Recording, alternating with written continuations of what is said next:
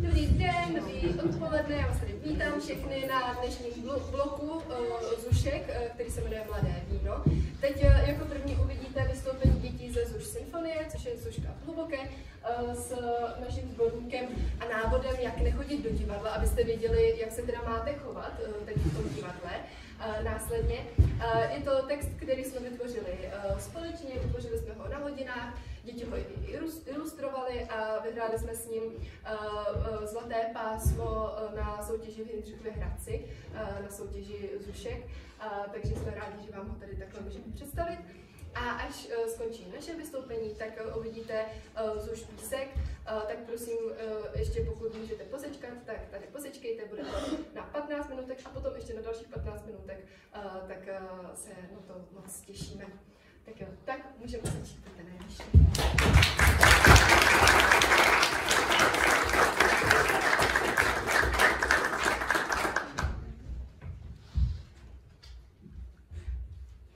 Návod, jak nechodit do divadla s rozdělením typů diváků. To, jak správně chodit do divadla, není vůbec snadný úkol. Dobrý divák musí mít dostatek informací o tom, jaké chování je a není při návštěvě divadla v pořádku. V následující tabulce uvádíme, jaké chování je a není v pořádku v divadle. Správně.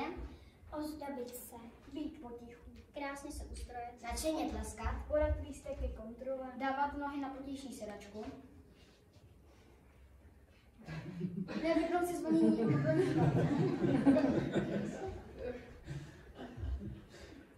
A špatně. vstupovat na jeviště, přijít v plavkách, Zjistit se u domácího mazlíčka. štěvelit se v nose. Dělat hrnec. Dávat nohy na potější sedačku. Typy diváků. Do divadla chodí různí diváci, jak se v nich ale vyznat. Přinášíme přehled diváků, které je možné v divadle potkat a informace o tom, co od nich můžeme očekávat. Slušňák vysmátý. Do divadla se chodí dívat na to, jak se lidi smějí při představení. Chová se slušně a hodně se směje. Tichař tichý. Nechce se s někým bavit, do divadla chodí sám. Nejradši má doma ani své představení. Po představení jezdí domů autobusem. Po příjezdu domů si udělá velký hrnček a svůj večer zakončí sledování filmu.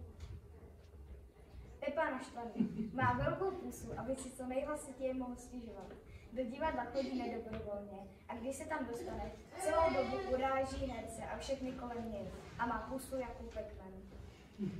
Mobil Bensový je v divadlu obnoven. Někdo mu namluvil, že mají v divadle nejlepší připojení na Wi-Fi.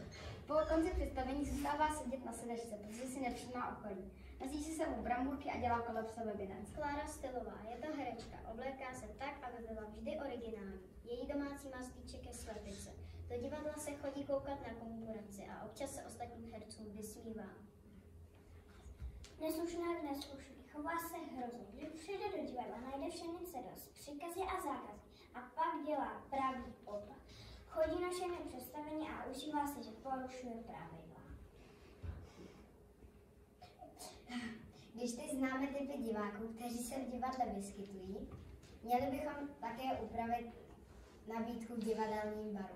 Pro slušňáka vysmátého bychom doporučili sušenky, které se smějí. Mobilu Bencovému by si mohli zachutnat zdrcené mobily. Pro Kláru Stylovou by bylo vhodné něco originálního, třeba jako drcené chobotnice z mrkví a vínem ze slané vody. Neslušný a neslušný by jídlo neocenil, ale v pobytu do divadla by jsme mu dopsali plešivého medvídka nebo autíčko. Na závěr doufám, že divadla budou mít co nejvíce slušňáků vysmátý a co nejméně neslušňáků neslušných. Náš návod je vhodný pro osoby, které se o divadlo zajímají, a to od 3 do 99 let.